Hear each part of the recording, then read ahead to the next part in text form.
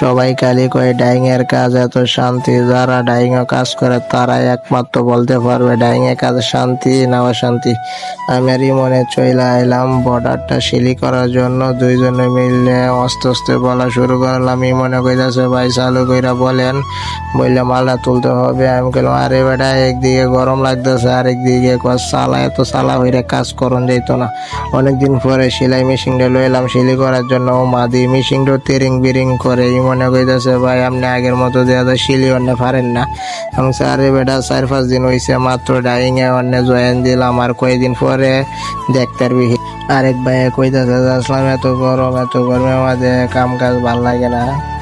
এত তাড়াতাড়ি সিলি শেষ করে রওনা দিলাম কাপড়টা তোলার জন্য। আরেক বড় ভাই গান গায়ে গায়ে কাপড় টানা শুরু করছে। রাস্তাটা দিয়ে চলে যাওয়ার পরে জিগারের উপর দিয়ে দেখি পানি বুড়ে পড়তেছে।